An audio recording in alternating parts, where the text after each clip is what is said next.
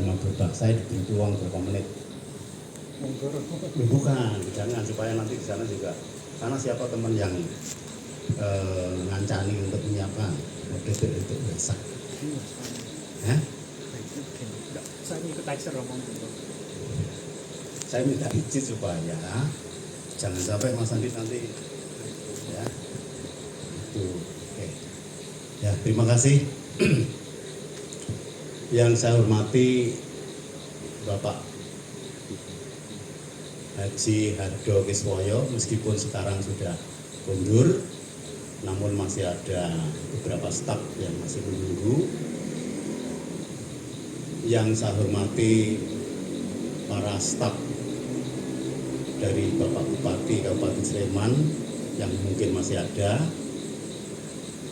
Yang saya hormati para Romo Ramani yang pada saat ini bisa hadir memenuhi undangan Wihara Karangjati. Ya. Jadi kita sama-sama tahu dalam undangan itu bahwa dibagi malam ini dibagi 2 session, tadi sudah disebutkan. Nah, sekarang saya akan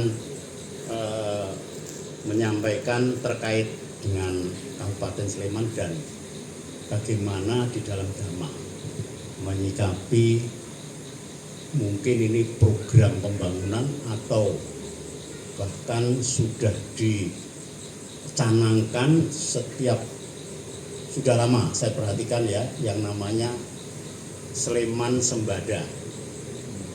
Ya, Ibu Bapak serta saudara-saudara sedama, terutama para Romo Pandita ya, bahwa Sleman itu sebelum Bupati yang baru ini juga memiliki moto atau memiliki arahan ya, visi sebetulnya ya, Sleman Sembada. Ya, orang-orang tertentu pasti mendengar ya. Bagi yang sudah mendengar syukur ya. Bagi yang belum mendengar, saya akan sampaikan beberapa hal yang nanti cocok apa itu yang disampaikan atau diharapkan seluruh warga kabupaten dengan umat Buddha yang juga ada di kabupaten ini. Ya, yang pertama-tama tentu kita mengapresiasi ya keberhasilan kabupaten ini sedemikian rupa meskipun usianya 109 tahun. Bagi kabupaten-kabupaten lain mungkin ini termasuk golongan atau klasifikasi ulang tahun yang masih muda ya. Karena yang saya tahu di Jakarta itu sudah ratusan, di Surakarta dan seterusnya. Tidak masalah, tapi kita harus menghormati para pendahulu kita ya, bahwa Kabupaten Sleman ini sudah menjadi 109 tahun sekarang ini karena didirikan, disahkan oleh pemerintah dan ditunjuk oleh Kanjeng Sultan pada tahun 1916, 15 Mei, makanya diulang tahun ini tiap tanggal 15 Mei itu ada surat keputusannya. Ya, jadi kalau yang lain mungkin nggak ada ya, mungkin ya. Meskipun sudah ratusan tahun loh, dulu siapa yang lebihkan? Kalau ini dokumennya masih ada, elok ya, masih meskipun bahasa Belanda ya. Gak apa-apa, tapi itu maknanya pendirian kabupaten yang dipakai dan disepakati menjadi ulang tahun sekarang ini ke 109. Nah tentu kita juga ada bentuk-bentuk penghargaan selaku umat Buddha ya. Kalau tidak ada pendiri, apakah kita bisa tinggal enak seperti ini? Susah, ya, belum tentu. Nah, makanya tadi dalam sambutan Pak Bupati mau merangkul itu kita senang sekali ya, bahwa umat Buddha ternyata sangat diperhatikan. Belum 1 tahun menjadi bupati sudah kunjung ke sini. Sebelum-belumnya masih wakil bupati paling tinggi dua kali saya berjumpa di sini. Nah sebelumnya yang lain-lain. Nah ini berarti makin meningkat ya, jadi diperhatikan oleh umat Buddha. Jadi harapan dari kabupaten itu ya rakyatnya itu sesuai dengan moto atau visi, saya katakan visi. Ya, Kabupaten Sleman itu memiliki visi Sleman Sembada. Sleman Sembada itu isinya apa? Karena saya tidak apa, saya catat saking banyaknya. Ya, jadi yang pertama sejahtera, yang kedua lestari, kemudian berikutnya mandiri, sehat, elok, makmur, merata, bersih, dan berbudaya. Kalau kita berbudaya itu jadi tidak awur-awuran, ya, pakai aturan, menghormati kebudayaan dan seterusnya, ya. Tidak lawan berbudaya itu kata-kata kotornya saya enggak, ini Mas Andi nih katanya barbar, ya itu paling kasar, ya. Jadi itulah masih ada lagi ya, di samping berbudaya, aman dan adil. Wah, ini damai, dinamis, agamis. Nah, ini yang terakhir ini agamis. Kenapa kok terakhir? Nah, ini dia, nanti kita lihat uraian berikutnya. Ya, bukan menyepelekan kaum agamawan, padahal kan dalam survei dunia yang bisa dibaca di mana-mana itu katanya rakyat Indonesia itu tingkat keagamaannya atau yang disebut kaum agamis itu 93%. Nah, ya. Loh kan hebat ini, tapi kok di sini taruh di belakang sendiri? Loh, nanti dulu. Ini pasti ada alasannya, ya. Itu. Karena dari sejahtera, lestari dan seterusnya itu semuanya adalah ajaran agama. Betul enggak? Termasuk di Buddhis. Ya. Kemudian dalam momentum peringatan hari kelahiran Kabupaten Sleman ini kok kebetulan Pak Bupati dirunding-runding tempo hari kok kerso atau mau dijadikan satu. Wah, itu berkah lagi bagi kita. Ya. Itu makanya kami tadi berdua sudah berulang-ulang berapa kali mengucapkan terima kasih karena keterkejutan kami, ya. Karena nggak nyangka. Nah, itulah makanya kita wajib juga menghormati tata pemerintahan yang ada di Kabupaten Sleman, sehingga kewajiban-kewajiban di dalam menjalankan hidup bermasyarakat, apalagi bernegara, ya kita umat Buddha itu acuannya berapa macam hukum yang harus kita wajib kita taati dalam hidup sebagai rakyat Indonesia itu berapa macam kalau di Indonesia kira-kira? Hukum yang harus kita taati. Kalau diringkas Mas Andi, berapa? Legislatif dan yudikatif. Bukan. Hukum, seluruh hukum, ya, termasuk ya kita umat Buddha itu kan taat hukum juga, ya. Di samping hukum negara ada lagi hukum apa? Agama. Hukum alam, ya. Hukum alam kita ada, ya. Ya, ada. Kita ini sebagai manusia ini sudah wajar kalau dalam hidup sosial bermasyarakat itu harus taat hukum, dua macam hukum. Satu hukum negara, yang kedua hukum alam. Nah, hukum alam di agama Buddha ada berapa? Ada yang ingat? Nah, satu kelompok itu semua hukum alam disebut niyama. Nah, ada 5 ya. Coba 5.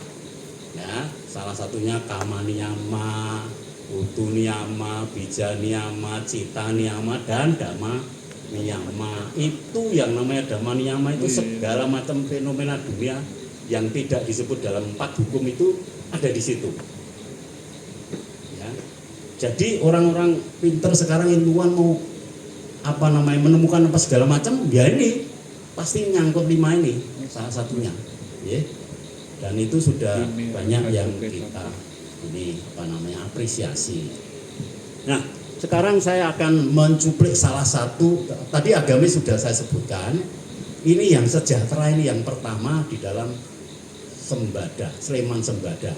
Nah, ini sejahtera ini ternyata di dalam Buddhis juga banyak kitab-kitab yang mengajarkan bagaimana sejahtera. Ya, coba ada yang masih ingat pada saat Sang Buddha mengutus misionaris 60 biku arahat, apa yang diucapkan Sang Buddha pertama? Pergilah berkelana ke segala penjuru. Ya, penjurunya tidak hanya 4. Ya, kalau dalam Buddhis itu ada 8. Nah, tengah-tengah antara selatan dan barat juga ada.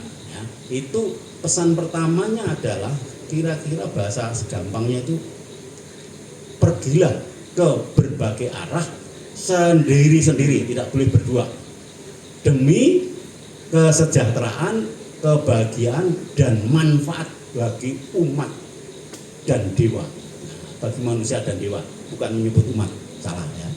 Jadi bagi manusia dan dewa itu sudah disebut Sang Buddha pertama kali. Beliau belum banyak mengajarkan kepada masyarakat rumah tangga yang namanya sejahtera itu apa, belum.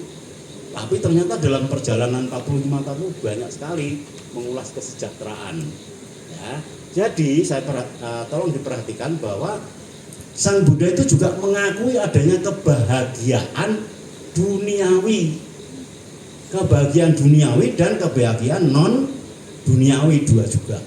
Ya. Kebahagiaan duniawi apa? Ya melalui kesejahteraan itu. Orang-orang yang sejahtera itu ada bahagianya, bukan tidak ada. Ya. Hati-hati karena banyak sekali di suta-suta yang menyebutkan yang namanya kesejahteraan atau kebahagiaan itu ada semua. Bahkan kesejahteraan ya dalam Buddhis itu sebenarnya tidak hanya sejahtera ekonomi, tapi sejahtera ekonomi, mental dan spiritual. Ya, ingat, ekonomi, mental dan spiritual itu kalau arti luasnya sejahtera dalam kasanah Buddhis. Ya, tidak hanya ekonomi makmur, ekonominya penghasilannya besar, melimpah, kaya raya, itu belum. Kalau mentalnya belum sejahtera, belum ada kebahagiaan, belum. Ya, ini ada beberapa catatan yang mungkin bisa saya sampaikan, mudah-mudahan tidak terlalu lama ya. Salah satu yang akan saya kutip adalah dalam kitab Anguttara Nikaya, yaitu ada di bab Cakka Sutang, ya, Cakka Sutang itu ada beberapa elemen yang mendukung kesejahteraan.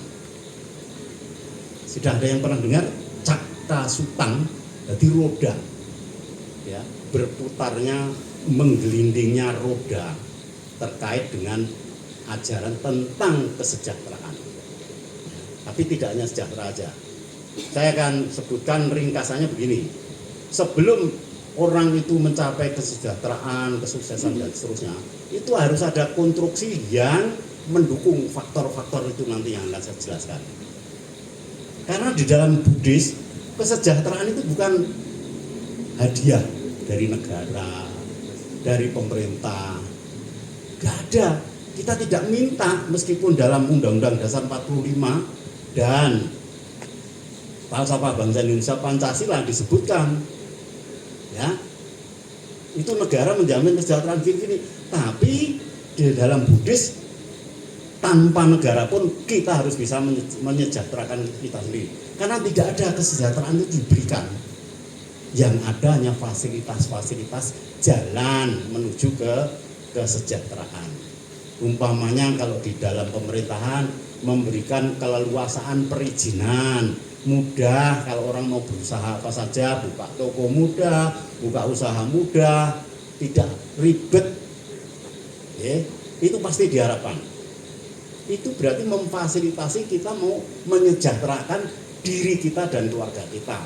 Kalau kita menyejahterakan diri kita dan keluarga kita, berimbas nggak kepada tetangga, pada lingkungan, pada khalayak? Pasti. Ya, saya kemarin ada pengalaman yang baru pertama kali saya dapatkan bersama Romo Toto. Mana Romo Toto? Nggak ada ya. Nah, begini, ya mumpung nggak ada, nanti kalau saya salah kan dia nggak ngerti ya. Jadi begini, di Sleman itu ada yang namanya program keluarga sembada. Nah, ya, keluarga sembada dan lupa saya namanya, ada juga masjidnya, ada ditambahi keluarga sembada dan masjid apa itu lupa ya, maklum lah ya. Tapi yang saya soroti keluarga sembada itu ternyata tim ini menilai keluarga-keluarga yang dianggap sejahtera. Nah, sejahtera itu ternyata juga isinya bukan masalah ekonomi saja. Ya, ada harmonis dengan di dalam penilaian itu loh, poin-poinnya itu ada harmonis. Ini Pak Amin kemarin juga ikut datang, kemudian juga pas mendengarkan saya bertanya banyak kemarin, dijawab oleh umat Buddha, saya nggak sebutkan. Ya mudah-mudahan nggak datang hari ini. Ya, kalau datang kan nanti ya siapa tahu ada yang tahu ya nggak enak ya. Tapi sampai pertanyaannya itu dari perindustrian, perdagangan, PKK, terus sama dari Kemenak, itu hadir semua bertanya kayak orang diinterogasi gitu, berdua mereka suami istri. Kebetulan kata Romo Toto untuk mengajukan mencari sampel yang dinilai dalam ya katakanlah mungkin lomba atau apa ya, bukan lomba tapi menilai masyarakat, mengukur masyarakat Sleman itu sudah seperti apa, tapi standarnya masih belum begitu luas. Jadi yang dicari orang-orang yang betul harmonis kehidupannya dan seterusnya, yang hebat-hebat. Nah, ketemu cuma satu pasang di Kabupaten Sleman yang ada di kelurahan tertentu. Nah, ini ada kaitannya dengan Sleman Sembada tadi. Nah, di situ saya ikut gembira sekali ya, karena si bapak ini mempekerjakan 40 orang karyawan dalam usahanya. Suami istri ini memiliki usaha 2 tempat, dan yang di luar sana yang istilahnya spontanitas atau tidak rutin ada juga, dipanggil umpamanya keluar Jawa, datang timnya ke sana. Nah ini berarti ucapan saya benar nih Pak Amin Manto tadi ya, mengiyakan.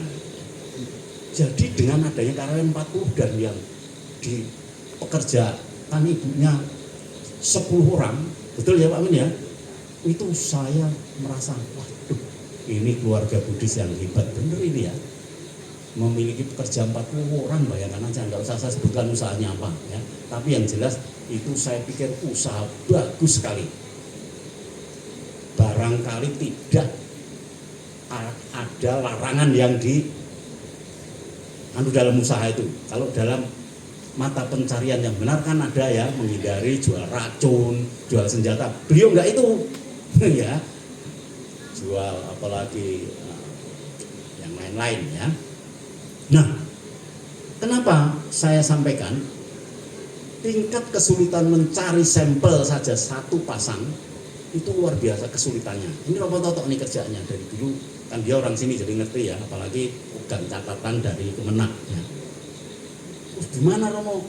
Ini sebenarnya bisa lebih dari satu, tapi cuma ketemu satu yang cocok di daerah itu, yang kebetulan agamanya macam-macam.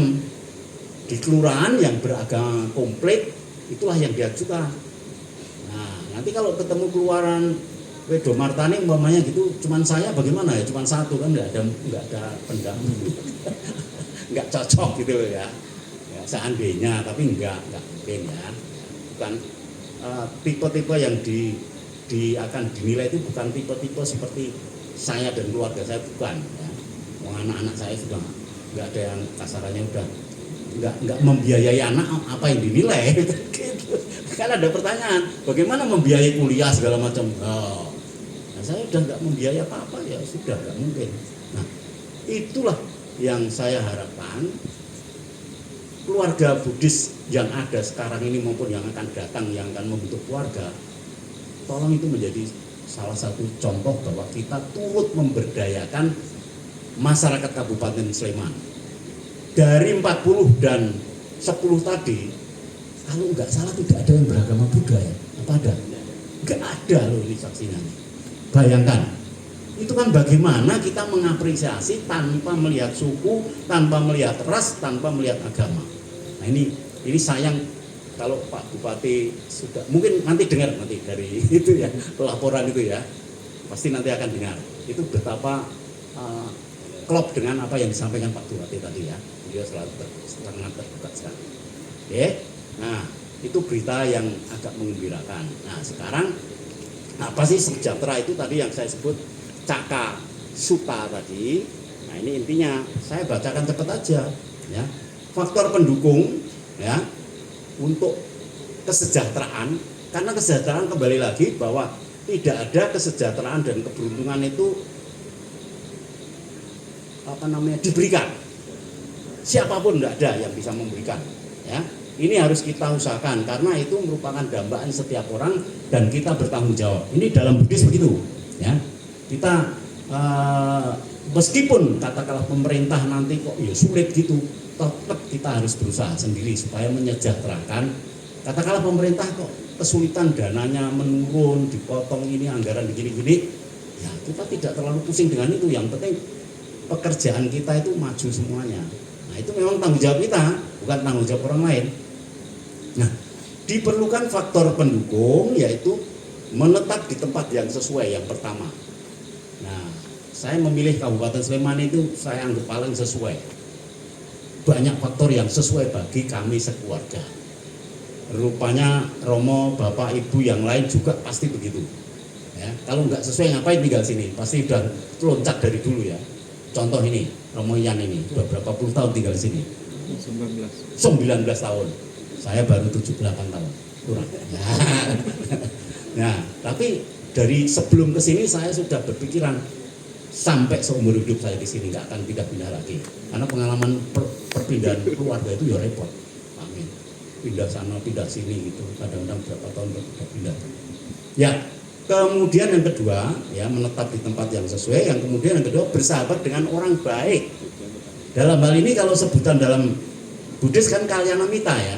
Kita ini yang hadir ini kalyanamita. Paling tidak pada saat datang ke sini, mana ada di antara kalian kanan kiri yang jahatin kita, delik ke sendal umpamanya gitu. Tahu ya delik ke sendal? Wah, ini sendalnya Pak Gianto ini paling buruk, ini simpen aja biar nanti. Seandainya kan enggak ada.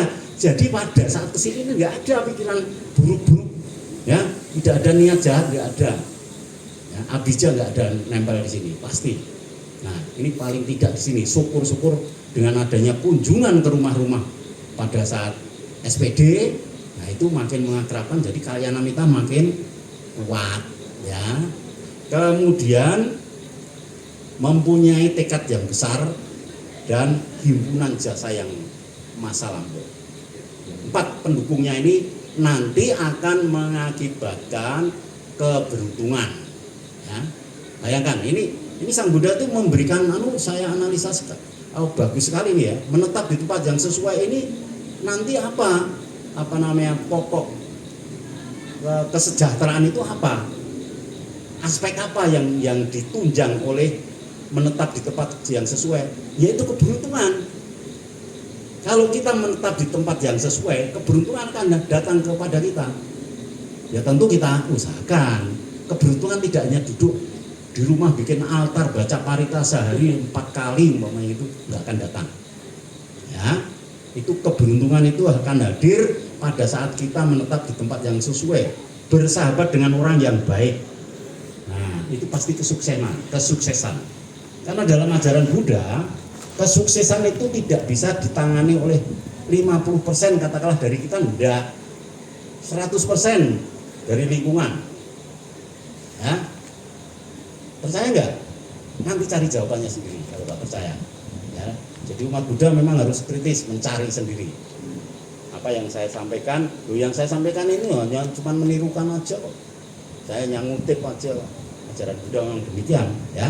Jadi pada saya ulang lagi bahwa bersahabat dengan orang baik, ya, itu nanti akan menjadikan kita sukses. Usaha jadi baik karena punya link, ya. Sebagai dokter, pasien kalau kita tangani dengan baik pasti akan menjadi link kita. Jadi mendukung penghasilan, ya. Mereka juga mendapat kesembuhan, ya. Ini bagian dari yang ringkas ya, karena tadi kebatasan waktu. Yang ketiga, tekad yang benar. Nah, ini kalau kita memiliki tekad yang kuat, benar, betul-betul dengan cetana yang kuat, ya, tentu kesejahteraan akan kita dapat. Karena kita usahakan. Kalau kita sudah punya tekad, yakin nggak kesejahteraan akan kita dapat? Tadi saya katakan kesejahteraan 3 macam dalam Buddhis. Ekonomi, mental, dan spiritual. Ya. Nah, mental dan spiritual ini kebahagiaan apa? Mental, kebahagiaan duniawi. Karena masih berkaitan dengan duniawi. Kalau non duniawi ya spiritual tadi udah tingkat tinggi, ya. Ini kebahagiaan yang paramang, ya, kalau sudah tinggi. Kemudian yang keempat, kelimpahan kekayaan, ya. Himpunan jasa masa lalu. Nah, ini tidak kurang pentingnya bahwa himpunan jasa masa lalu, jasa apa? Jasa kebajikan, ya. Harta Pak Gianto, harta kekayaan saya banyak itu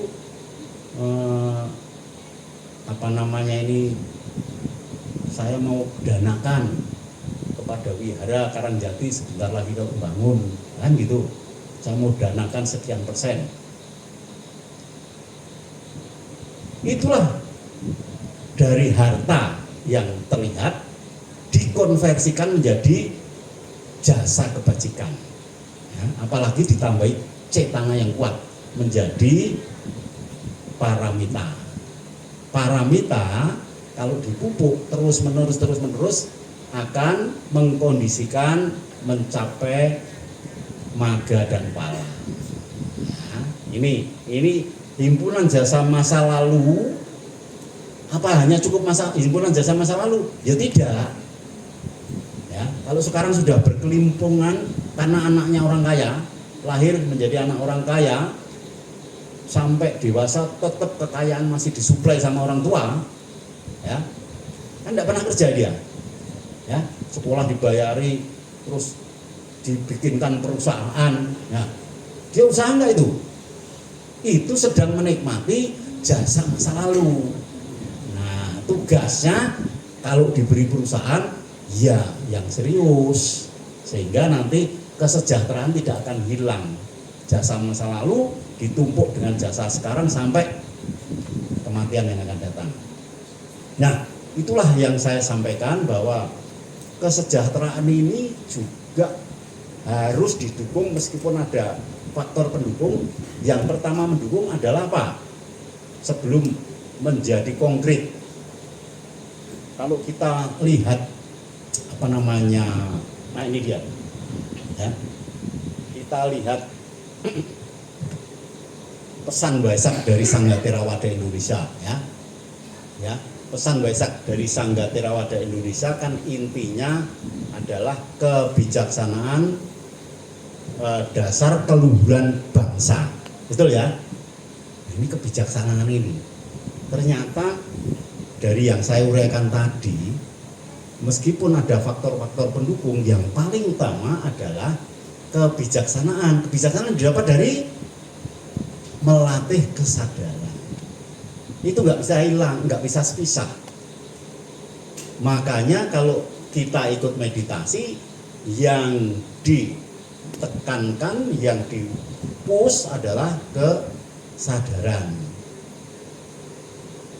Nah, kalau kesadaran makin bagus, makin baik, bisa kita praktekkan harian, otomatis kita nanti bisa memilah-milah. Nah, pada saat memilah-milah itu, oh ini yang patut dikerjakan, oh ini yang tidak patut dikerjakan, apa saja, ya kehidupan apa saja, ini yang patut dilaksanakan, ini tidak patut dilaksanakan, ini merugikan, ini membawa ke kesejahteraan. Itulah yang namanya kebijaksanaan. Jadi meskipun ada faktor yang disebutkan dalam Cakasuta tadi, tidak ada kedua pendukung utama ini tidak mungkin. Karena memang dasar agama Buddha ya ke dalam itu tadi. Ya, tidak mengharapkan yang lain. Ya, kalau sekarang terlahir sebagai anak orang kaya, berkecukupan sampai sekolahnya kemana saja dituruti, sampai dimodali, lah itu karena kebajikan kita masing-masing masa lalu. Ya, tapi kalau kita nggak bisa menggunakan kejayaan masa lalu, kebajikan masa lalu, ya sekarang habis lama-lama. Makanya di dalam cerita Buddhis itu ada yang anak tunggal mewarisi harta, wah ya mungkin sekarang konglomerat lah ya. Tapi apa? Padahal juga dijodohkan pada anaknya orang kaya, sama-sama orang kaya. Ya, saya lupa namanya itu. Umat perumah tangga karena tidak menjalankan tadi prinsip-prinsip Buddhis tadi, sampai menjadi kere. Tahu nggak kere? Peminta-minta. Suatu ketika dikenali oleh orang yang pernah ditolong, mengemis kemana-mana, suami istri itu betul-betul kere. Bayangkan aja, kita bisa membayangkan kekayaan yang sedemikian besar bisa habis karena apa? Tidak ada usaha tadi. Ya, ini sudah banyak yang mungkin di dalam zaman modern ini barangkali ada ya. Kalau Pak Amin punya cerita, mungkin ada teman atau saudara yang di sana gitu, saya kira pasti ketemu.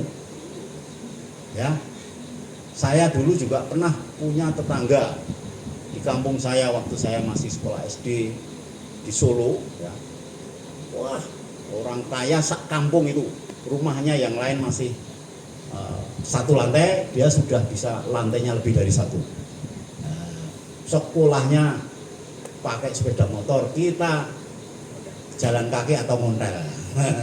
Ngontel sudah hebat itu, ya. Bayangkan. Tapi apakah itu menjamin? Ternyata tidak. Itulah contoh-contoh konkret zaman sekarang. Tapi itu sudah tahun 70-an, 80-an ya. Jadi ya mungkin perubahan seperti apa ya saya sudah tidak tahu. Kenapa? Karena rumah itu akhirnya dijual. Belum semua ini sudah dijual. Untuk apa? Ya bagi waris. Kan begitu. Ya, itu ini contoh konkret yang zaman sekarang. Mudah-mudahan kita sebagai umat Buddha tetap bersemangat seiring momen Waisak ini, apalagi dengan pesan Waisak dari Sangga Theravada yang merupakan yang menjadi pokok ajaran Sang Buddha, salah satunya adalah kebijaksanaan. Ya, monggo kita nikmati kehidupan ini sehingga berkontribusi membangun Kabupaten Sleman. Kalau Anda sejahtera, lingkungan ikut sejahtera, tetangganya ikut sejahtera, itulah bukti konkret ya sebagai warga Kabupaten Sleman. Demikian yang bisa saya sampaikan. Semoga kalau ada yang salah saya mohon maaf. Semoga dhamma yang saya bacakan juga tidak ada yang salah ya, karena saya kutip meskipun sangat singkat sekali karena keterbatasan waktu. Terima kasih atas perhatiannya. Sabe Sata Bawantu Sukitata. Sadu. Selamat merayakan Tri Suci Waisak pada detik-detik jam 23 lebih 55 nanti. Semoga Anda semuanya betah di sini sambil lelean karena jarang dijumpai detik-detik Waisak tengah malam. Jam 4 pernah. Ya, di sini pernah. Kalau nggak salah tahun berapa ya? Lupa saya. Ya. Nah, di Borobudur pernah saya menjelang pagi. Dulu masih kesana. Terima kasih. Selamat malam. Namo Buddhaya. Namo Buddhaya.